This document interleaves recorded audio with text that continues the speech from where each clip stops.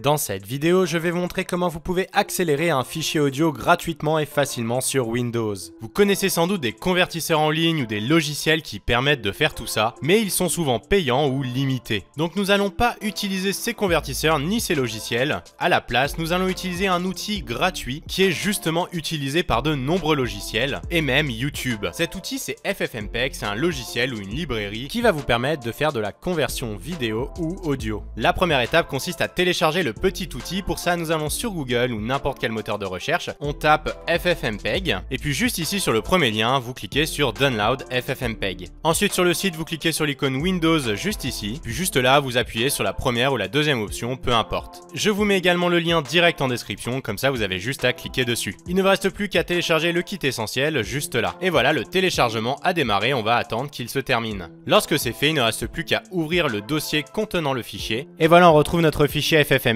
qui est un fichier compressé. On va le glisser sur le bureau. Je vais ensuite afficher les éléments de mon bureau et on retrouve donc notre fichier juste ici. Pour commencer, on va le décompresser. Si vous ne savez pas comment faire, je vous renvoie la vidéo en description. Lorsque c'est fait, on se retrouve avec le fichier décompressé juste ici. Et donc en double-cliquant dessus, je peux accéder à l'exécutable du fichier ffmpeg.exe. C'est ce fichier qui va nous permettre de réaliser l'accélération de notre fichier audio. Pour ça, je me place donc au niveau du ffmpeg.exe dans mon explorateur de fichiers et je viens ouvrir un PowerShell. Donc je vais dans la barre d'adresse, je tape PowerShell et je fais entrer. Maintenant, vous allez pouvoir copier la ligne de commande que vous trouverez en description. Pour ma part, je l'ai dans le bloc-notes juste ici. Je fais CTRL-C puis CTRL-V dans le PowerShell. Et nous allons maintenant adapter cette ligne de commande. La première chose à faire est d'aller au début de la ligne de commande et de modifier le mot FFmpeg en rajoutant un point et un slash devant. En fait, sans rentrer dans le détail, vous n'aurez pas besoin de faire cette étape si vous avez ajouté l'outil FFmpeg à votre variable d'environnement pass. Mais ça rajoute une petite étape, c'est pour ça que pour faire plus simple, je vous ai demandé d'exécuter la ligne de commande directement à partir du dossier bin de FFmpeg, là où se trouve le fichier ffmpeg.exe.